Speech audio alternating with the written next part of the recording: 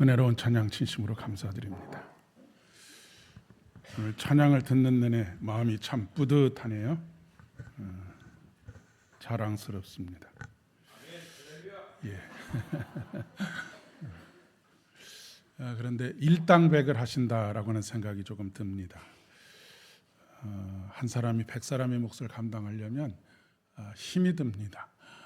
지금도 소리에 그냥 자기의 100% 이상을 내시느라고 애쓰시는데, 찬양 대원이 한 3분의 1만 더 늘어나면 소리를 3분의 1 정도 줄여서 내도 오늘과 같은 큰 은혜가 있는 그런 찬양이 되지 않을까 싶기도 합니다. 예. 찬양대 자리는 얼마든지 늘려줄 수 있습니다. 많이들 참석하시면 좋겠습니다. 한 주간 더 평안하셨습니까? 그러고 보니까 제가 교회 소식을 전하는 때 우리 김기정 선교사님, 최유미 선교사님 오셨다는 얘기를 하겠다고 하고 올라왔는데 그냥 잊어버렸네요. 이따가 함께 식당에서 소식 나누고 하나님께서 하신 일들 함께 나눌 수 있었으면 좋겠습니다. 어느 교회나 교회 소식란이라고 하는 것이 주보에 실려 있습니다. 조금 전에 우리 교회 소식 함께 나누지 않았습니까? 교회 여러 가지 행사들을 나누기도 하고 또 환우들의 소식들을 나누기도 하고 여러 가지 애경사의 소식들을 나누게 됩니다. 그 중에서도 빠질 수 없는 것이 애사와 경사이죠. 그 중에서도 결혼의 소식, 또 장례의 소식들, 이런 소식들을 나누게 됩니다. 그런데 우리나라 인구 구조상 요즘은 결혼 소식보다는 장례 소식이 훨씬 더 많습니다. 작년도에 국가통계위원회의 통계에 의하면 출생자의 수가 한 25만 명 정도가 되고 사망자의 수가 한 36만 명 정도가 됩니다. 그 얘기는 그만큼 장례식이 많이 치러졌다라고 하는 것이죠. 백분율로 따지면 사람이 한 명 태어날 때마다 태어날 때 한 1.4명 이상이 돌아가셨다라고 하는 그런 의미가 되겠습니다. 한 해의 사망의 숫자가 늘어난다라고 하는 것은 그만큼 떠나가신 그분과 함께 더불어 살던 사람들 중에 남겨진 사람들이 많다라고 하는 그런 의미가 되겠습니다. 장례 예식을 치른다라고 하는 것은 물론 돌아가신 분에 대해서 기리는 것이기도 하지만 장례식의 거의 대부분은 남겨진 사람들을 위한 예식이다라고 그렇게 이야기할 수 있습니다. 남겨진 사람들이 겪게 되는 슬픔, 이별의 아픔, 그리고 그와 더불어서 앞으로 함께 동행하던 그분과 일구어가던 그 삶에서 이제는 남겨진 사람으로서 일구어가야 할 삶의 이야기들, 문제들이 만만치 않기 때문에 그렇습니다.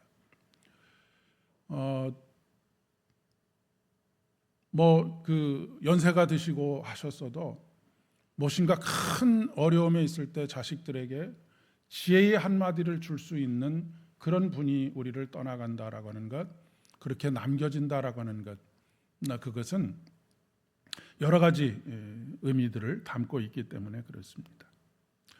남겨지는 것보다 떠나는 것이 훨씬 더 쉽다라고 하는 그런 어느 가수의 노랫말에 있듯이 어떻게 보면 떠나가는 것은 이제는 세상의 모든 무거운 짐을 내려놓는 그런 기쁨이 있는 반면에 남겨진다라고 하는 것은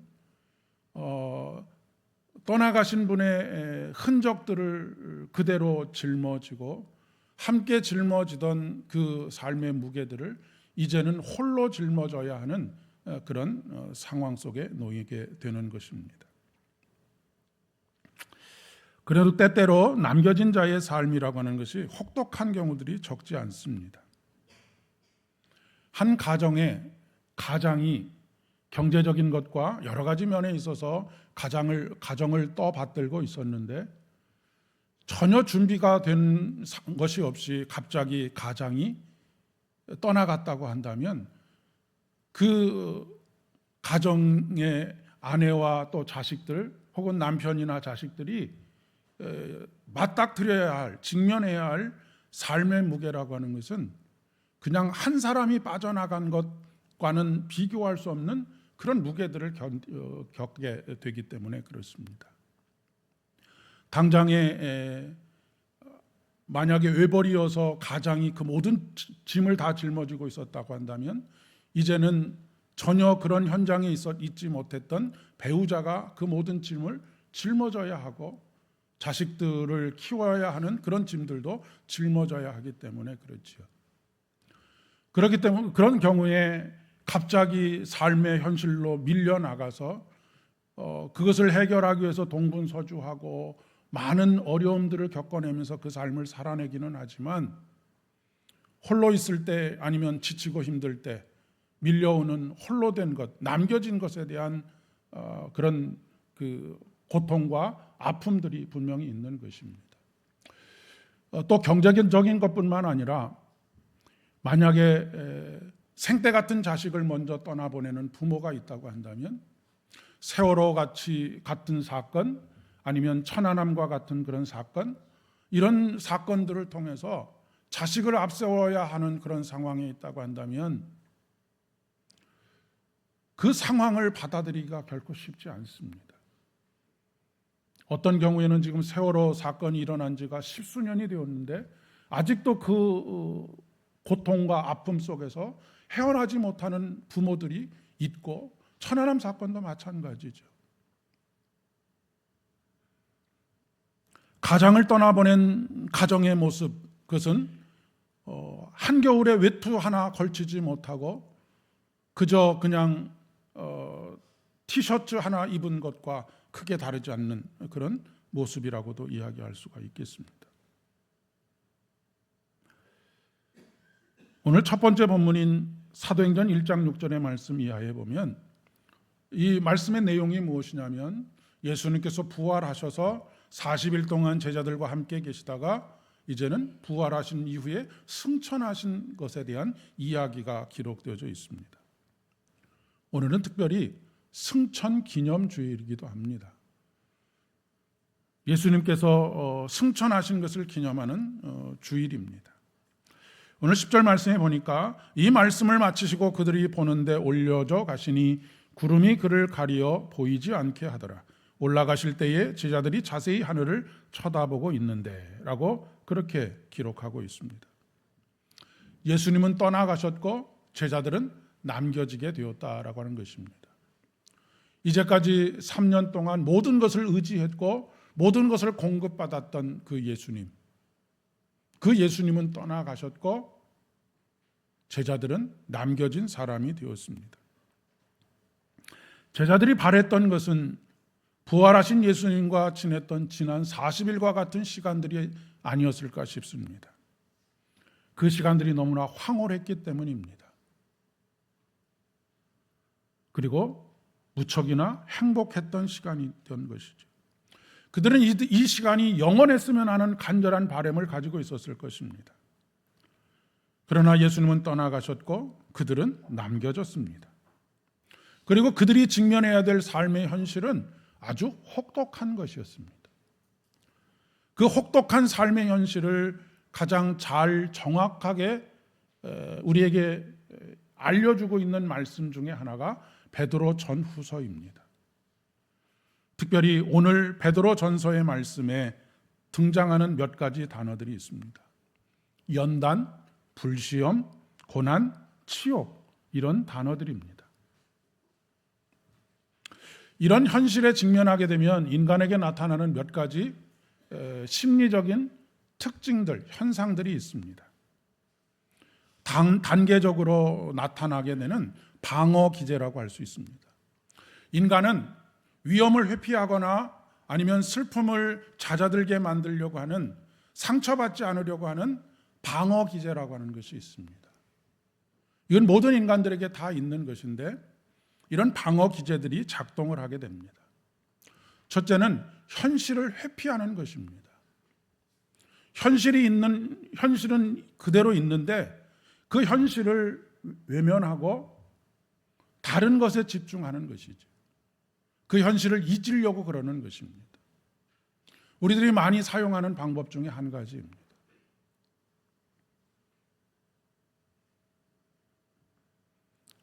요즘 청소년들의 그 중독의 문제,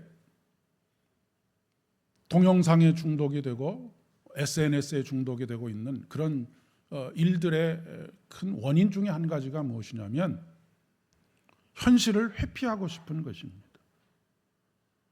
아이들이 꿈이 없고 되고 싶은 것이 없다 보니까 그것으로 인해서 자기가 좌절하고 절망하기보다는 다른 것에 몰두하게 되는 것이죠. 우리가 마음의 상처를 받기 싫어서 자꾸 다른 것에 몰두하는, 만약에 뭐 배우자를 잃었거나 아니면 자녀를 먼저 떠나보냈거나 했을 때 그 슬픔을 잊기 위해서 다른 것에 막 하루 24시간 이상을 그렇게 자기 몸을 학대하면서 다른 것에 몰두하는 경우들이 있지 않습니까? 둘째는 현실을 무시하거나 부정하는 것입니다. 현실을 회피하는 것은 문제는 그대로 있되 다른 것에 몰두하는 것인데, 현실을 무시하거나 부정하는 것은 이 현실을 지금 내 앞에 있는 현실로 인정하기는 하지만 그 현실이 그렇게 큰 문제가 아니고 이것이 거짓된 것이나 잘못된 것이다라고 그렇게 생각을 하는 것입니다. 지금 대표적인 것이 부정선거라고 하는 것이죠. 그 결과를 인정하고 싶지 않기 때문에 이것은 거짓말이다, 누군가가 나를 속이고 있다라고 그렇게 스스로 믿고 싶은 것입니다. 충격적인 사실 자체가 실제로 존재하지 않는 사실이라고 그렇게 취급을 하거나 아니면 우리의 사고를 왜곡시켜서 우리가 받는 스트레스를 최소화시키려고 하는 방어 기제가 바로 현실을 무시하거나 현실을 부정하는 것입니다.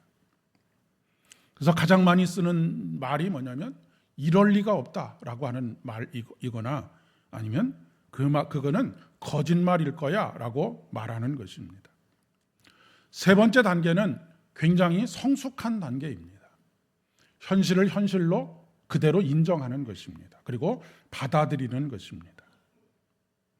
현실을 현실대로 받아들이되 내가 통제할 수 있는 것과 내가 통제할 수 없는 것을 구별할 줄 아는 지혜가 있는 것입니다.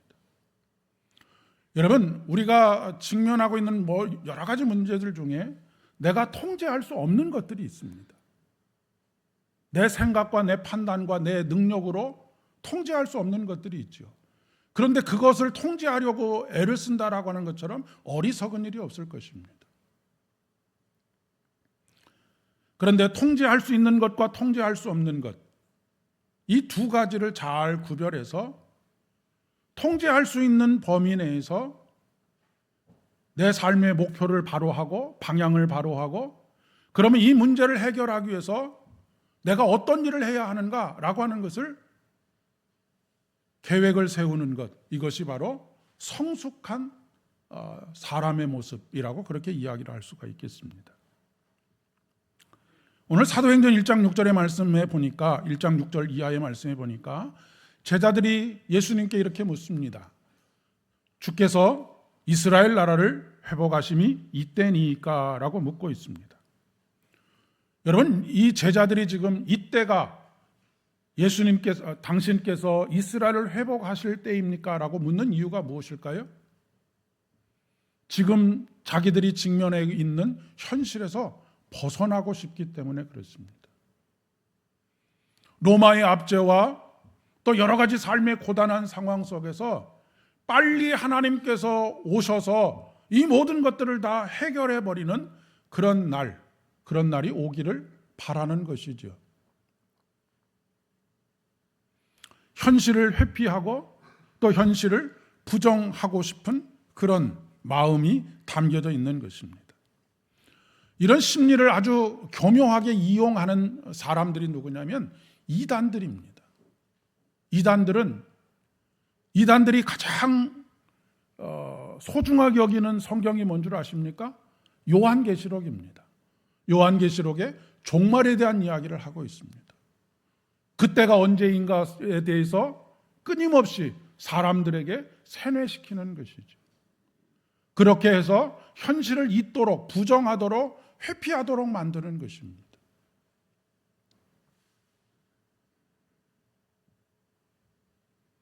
에너지를 그 미래에 집중하게 해서 현재의 불안을 최대로 증폭하는 것입니다.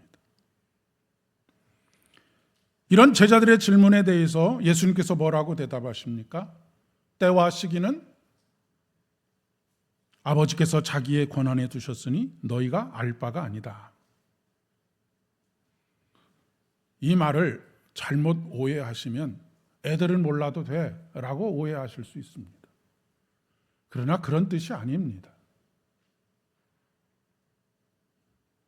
거기에 마음을 빼앗기지 말고 주어진 삶의 현실에 집중하라는 것입니다.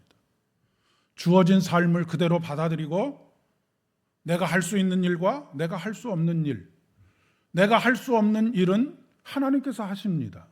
어떤 일입니까? 죽은 사람을 살리는 일입니다. 그런데 내가 할 수 있는 일들이 있습니다. 그것도 내가 할 수 있지만 하나님과 함께 해야 될 일들이 있습니다. 그러면 내가 할 수 있는 일도 하나님과 함께하고 내게 부족한 것도 하나님과 함께하는 그런 삶을 살아가는 것이 신앙의 삶이라고 이야기할 수 있다는 말씀입니다.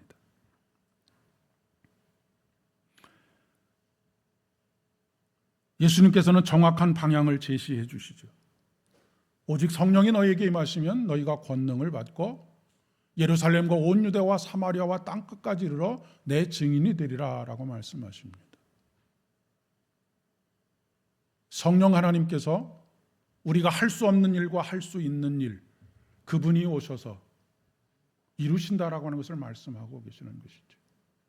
그리고 하나님께서는 홀로 일하시는 것이 아니라 항상 우리와 동역하기를 원하십니다. 하나님께서 주도권을 잡고 나아가시되 우리를 단순한 보조자로가 아니라 함께 그 일을 이루어가는 동역자로 세워가신다라고 하는 그런 말씀인 것이죠. 그리고 방향을 명확하게 하고 있지 않습니까?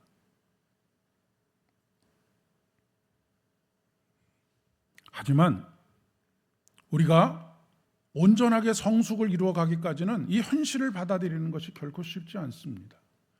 그리고 회피하고 싶고 부정하고 싶습니다. 왜냐하면 고통이 깨달아지고 고통이 뒤따른다는 것을 알기 때문에 그렇습니다.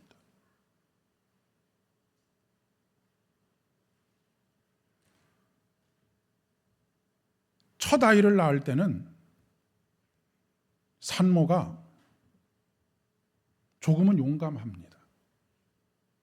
그런데 산통이 얼마나 고통스러운지를 알고 난 다음부터는 둘째 아이를 낳을 때는 그 두려움이 그 마음을 사로잡을 때가 있다라고 하는 것이죠.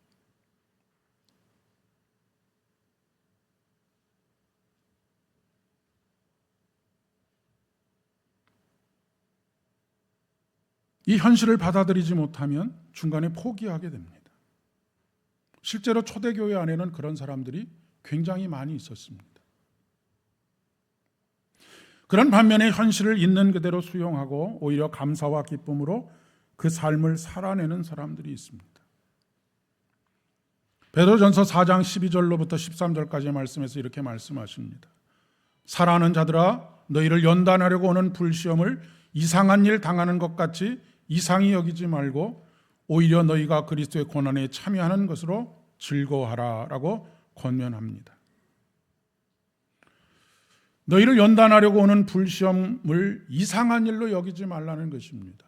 이거는 나와 상관없는 일로 여기지 말고 현실로 받아들이라는 것, 긍정적으로 그것을 수용하라라고 하는 그런 말씀입니다.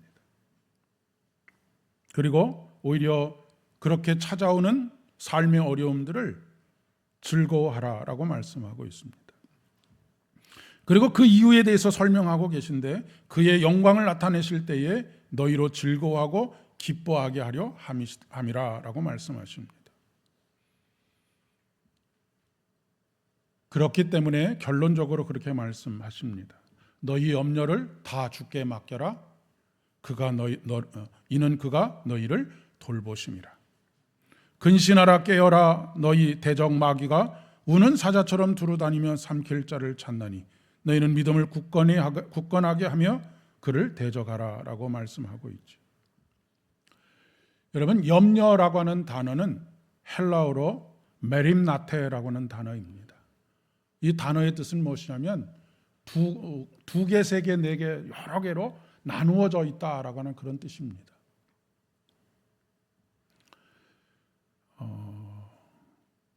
생각이 많아지게 되면 고민이 많아지게 되죠. 고민이 많아지게 되면 잠을 이루지 못하게 됩니다. 그런데 생각이 단순해지게 되면 고민할 것이 없어지죠. 고민할 것이 없어지면 걱정할 것도 없어집니다. 불안도 없어지죠. 여러분, 우리 신앙의 방향은 단순해지는 것입니다. 심플 라이프. 더 많이 가지려고 몸부림을 치는 것이 아니라 주신 것에 감사하고 만족하고 그것을 누리면서 살아가는 삶입니다.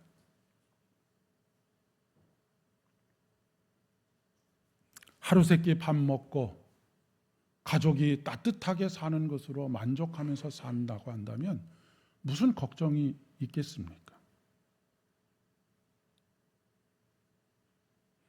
염려를 주님께 맡겨드린다라고 하는 것은 산산조각이 나 있는 우리의 수많은 생각들이 하나로 모이는 것입니다. 온전케 하시는 주님을 바라보는 것이죠. 세상에서 제일 행복한 사람이 누구입니까? 단순한 사람입니다.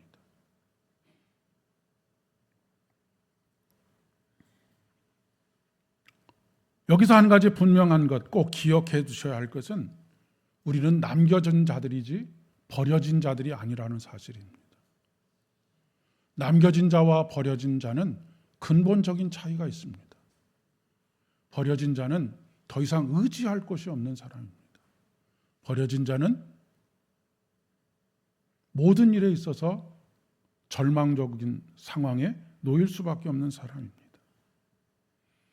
그러나 오늘 말씀 속에서도 그렇고 성경은 끊임없이 하나님은 어떤 분이라고 말씀하십니까? 고아의 아버지라고 말씀하십니다. 고아는 어떤 사람입니까? 버려진 사람입니다. 그런데 그 버려진 인생이 버려진 대로 놔두지 않고 남겨진 자로 살아가게 하시는데 단순히 남겨졌다라고 하는 것에서 그치지 않고 그 곁에 항상 후원자로, 적극적인 후원자로 우리를 도우시는 분이 계시다라고 하는 것입니다. 그분이 바로 또 다른 보혜사를 보내주시겠다고 약속하신 성령 하나님을 의미합니다. 성령 하나님께서는 늘 우리 가운데 내주하시고 우리를 인도하시고 우리를 도우시고 우리를 위해서 일하시는 분이 바로 성령 하나님이십니다. 내가 할 수 없는 일도 그가 하시고 내가 어려워하는 일, 그 일도 우리 곁에서 도우시고 우리에게 지혜와 명철을 허락해 주시는 분이 바로 우리의 성령 하나님이십니다. 베드로전서 5장 10절의 말씀에 이렇게 말씀하시죠. 모든 은혜의 하나님 곧 그리스도 안에서 너희를 부르사 자기의 영원한 영광에 들어가게 하신 이가 잠깐 고난을 당한 너희를 친히 온전하게 하시며 굳건하게 하시며 강하게 하시며 털을 견고하게 하시리라 라고 말씀하고 있습니다. 잠깐 고난을 당하나 영원한 영광에 들어가게 하신 이가 친히 온전하게 하시며 굳건하게 하시며 강하게 하시며 털을 견고하게 하신다라는 말씀입니다. 잠깐 고난을 당하나 라고 하는 단어에 깊이 묵상해 보실 수 있기를 바랍니다. 여러분, 터널과 동굴의 차이가 뭔지 잘 아시죠? 터널은 출구가 없습니다. 동굴은 출구가 없습니다. 터널은 출구가 있지요. 같은 어둠 속에 있어도 터널 안에 있느냐 동굴 안에 있느냐는 하늘에서 땅만큼의 차이가 있습니다.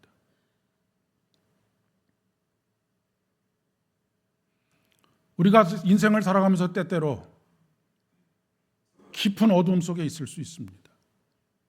그러나 분명한 것은 우리는 터널 안에 있다는 것입니다. 터널의 끝에 어둠이 물러가고 빛의 광채가 비추는 출구가 있습니다. 이것이 바로 예수 그리스도께서 부활하신 사건을 통하여서 우리에게 임한 영광의 빛인 것이지. 예수님께서는 우리의 인생에 이러한 상황들을 이미 아시고 아버지 하나님께 우리의 삶을 부탁하는 그런 말씀을 하셨습니다. 그것이 오늘 요한복음 17장의 말씀입니다. 내가 그들을 위하여 비옵나니 내가 비옵는 것은 세상을 위한 것이 아니요 내게 주신 자들을 위함이니이다. 내게 주신 자는 누구입니까? 바로 십자가에 달리신 예수 그리스도를 믿는 사람들입니다. 그 사람들을 위해서 지금 예수님께서 기도하고 간구하고 계시다라고 하는 것입니다. 그러면서 이렇게 구체적으로 기도하시죠.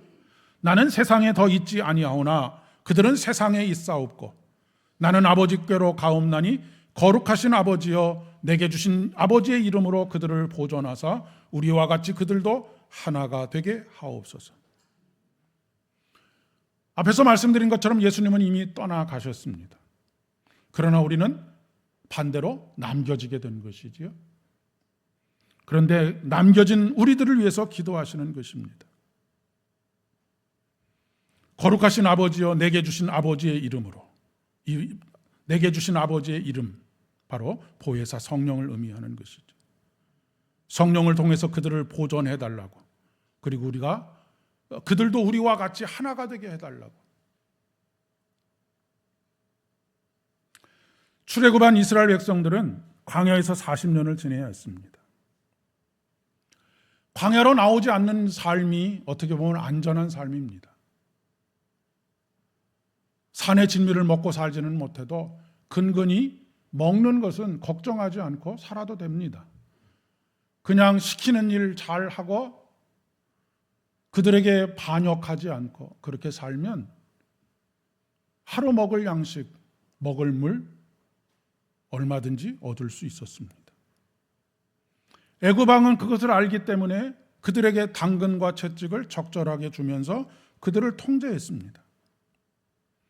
그러나 그들은 거기에 머물지 않고 광야로 나왔습니다. 광야에서 구원을 보고 자유를 얻었습니다. 그러나 자유의 대가는 엄혹한 것이었습니다. 이제는 먹고 마시는 것에 걱정하지 않았던 그들이 먹는 것, 마시는 것, 그리고 외부로부터의 오는 침략들에 대해서 매일매일을 불안하고 걱정 가운데 살아야 했습니다. 그런데 하나님께서는 그들을 그대로 두지 않으셨습니다. 그들 곁에 계셨습니다. 그들 안에 계셨습니다. 그들 가운데 계셨습니다. 그것을 가장 상징적으로 보여주는 것이 무엇입니까? 회막입니다. 하나님의 약속이 담긴 언약궤, 그 언약궤가 담겨져 있는 언약궤를 회막, 이스라엘 진 가장 정중앙에 그것을 세우게 하셨습니다. 그리고 내가 너희들을 그곳에서 만나주리라 말씀하셨죠. 뿐만 아니라 하나님께서는 낮에는 구름 기둥으로 밤에는 불 기둥으로 그들을 인도하셨습니다. 반석을 쳐서 물을 마시게 하셨고 매일 새벽마다 만나를 그들에게 허락해 주셨습니다. 외부로부터 또 침략해오는 그들을 죽이려고 달려드는 이들을 물리쳐 주셨습니다. 마라에 쓴 물을 단물로 바꿔주셨습니다. 시인은 이렇게 노래합니다. 오늘 교동문에 있는 시입니다. 하나님이여 주께서 흡족한 비를 보내사 주의 기업이 곰핍할 때에 주께서 그것을 견고하게 하셨고 주의 회중을 그 가운데서 살게 하셨나이다. 하나님이여 주께서 가난한 자를 위하여 주의 은택을 준비하셨나이다 라고 말씀하고 있습니다. 우리의 삶이 점점 더 힘들어가고 있다라고 하는 것을 여러분 느끼고 계실 것입니다. 우리나라의 IMF는 굉장히 큰 충격을 주었습니다. 가정이 산산조각이 나고 수십 년 동안 쌓아 올렸던 자신의 어떤 경력들이 한순간에 무너지는 경험을 했습니다. 거리로 내몰리는 그런 일들도 있었습니다. 그런데 요즘 소상공인들이나 그저 어렵게 하루하루를 살아가는 이들의 삶의 모습 속에서 하는 이야기들은 IMF 때보다 몇 배나 더 힘들다는 이야기를 합니다. 앞으로 AI 시대에 인간이 직면해야 될 현실이 어떠한지 또한 막연하기는 하지만 쉽지는 않으리라 그렇게 생각이 됩니다. 신앙의 환경도 크게 다르지 않습니다. 모든 조건들과 주변 환경들이 우호적이지 않기 때문에 그렇습니다. 오히려 적대적이기까지 합니다. 이런 상황 속에서 우리 그리스도인들은 어떻게 살아가야 하는 것일까? 묻지 않을 수가 없습니다. 그리고 그 물음에 대한 해답을 가지고 있어야지만 우리가 오늘의 현실을 적극적으로 수용하고 그 안에서 하나님의 역사를 꿈꾸고 하나님께서 일하시는 것을 목격하는 날마다 구원을 경험하는 감격 속에 살아갈 수 있는 것입니다. 오늘을 견디게 하는 힘, 이기게 하는 힘이 있습니다. 그것은 바로 오늘 우리가 직면하고 있는 현실을 해석해낼 수 있는, 왜 이런 남겨진 우리에게 하나님께서 이런 현실을 맞이하게 하시는지, 직면하게 하시는지를 해석해낼 수 있으면 오늘을 충분히 견뎌낼 수 있습니다. 우리가 보는 것, 우리가 듣는 것, 우리가 느끼는 것은 다 부분적인 것입니다. 희미한 것입니다. 부분적이고 희미하기 때문에 모든 것들이 다 불안합니다. 정확하게 판단하기가 어렵습니다. 그러나 그날에는 온전하게 알고 확실하게 보게 됩니다. 그날은 언제입니까? 우리가 썩어질 육체가 아니라 썩지 않는 육체를 입게 되는 온전한 생명으로 충만하게 되는 그런 날입니다. 그 날을 통해서 오늘을 볼 수 있으면 우리는 우리의 삶의 현실들을 얼마든지 해석해낼 수 있습니다. 해석한다는 것은 어떤 삶의 의미와 가치가 있는지를 알 수 있다는 그런 말씀입니다. 이것이 바로 부활신앙입니다. 부활신앙은 오늘 하나님께서 왜 나를 이곳에 남겨두고 계신지, 나를 이곳에 살게 하시는지, 이런 현실 속에 있게 하시는지를 해석할 수 있게 됩니다. 부활신앙은 단순히 예수님께서 부활하셨다, 우리도 부활할 것이다 라고 하는 것을 믿는 것이 부활신앙이 아닙니다. 그것은 부활의 가장 기초적인 지식에 불과한 것이고, 진정한 부활신앙은 그날의 승리의 빛 아래에서 오늘을 해석해내고 오늘 내 삶이 의미 없는 삶이 아니고 가치 없는 삶이 아니고 쓸데없이 보내는 시간이 아니라 정말로 의미 있는 시간이라는 것을 깨달아가는 것이 부활신앙입니다. 지금은 패배하는 것 같고 지금은 그 이유를 도저히 알 수가 없는 것 같고 받아들일 수도 없지만 궁극적인 모든 것, 사망 권세를 이기시고 우리를 온전케 하시는 그날, 우리가 입게 될 그 영광의 날, 그 날에서 오늘을 바라보는 것이죠. 마치 운동 경기와 똑같습니다. 우리나라와 다른 나라가 축구 경기를 하는데 결과적으로는 3대1로 이겼습니다. 그런데 우리가 먼저 한 골을 먹어서 1대0으로 지고 있습니다. 1대0으로 지고 있으면 1대0으로 지고 있는 현실을 바라보면 우리 마음속에 어떻겠습니까? 불안에 떨 것입니다. 걱정이 많지 않겠습니까? 이대로 끝나버리는 것이 아닌가라고 하는 생각이 들 것입니다. 그런데 3대1로 이겼다라고 하는 사실을 알면 1대0으로 지고 있어도 걱정할 필요가 없습니다. 불안에 떨 필요도 없는 것이죠.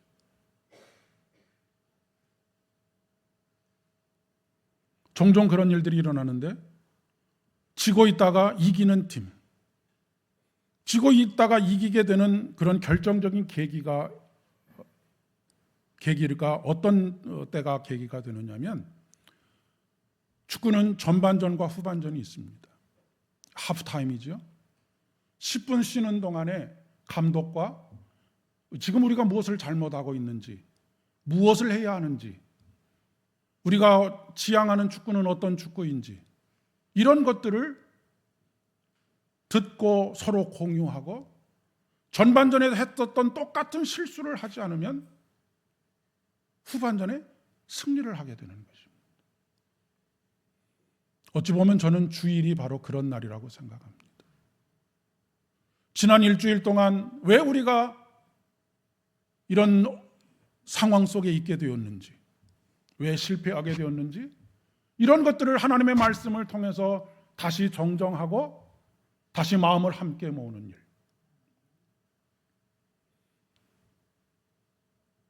마가의 다락방에 모였던 사람들이 왜 마음을 같이하여서 기도하기에 힘썼겠습니까? 지금까지 지리멸렬하고 앞날에 대한 부활에 대한 확실한 믿음을 가지지 못하고 승리에 대한 확신을 가지지 못하고 오늘을 바라보니까 오늘이 너무 견디기 어렵고 불안하고 걱정과 염려로 가득했던 그 삶, 이 삶에서 성령 하나님께서 하늘로부터 주시는 평안을 얻고 그 안에서 다시 출발하게 되는 것입니다.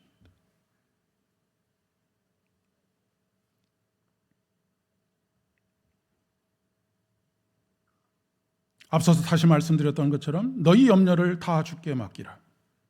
이는 그가 너희를 돌보심이라.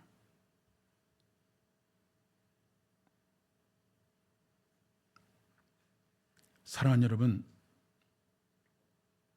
사명과 삶의 방향을 명확하게 하시는 예수 그리스도의 말씀을 들은 제자들이 그 다음에 했던 행동이 바로 마음을 같이하여 기도하기에 힘썼다라고 하는 것입니다.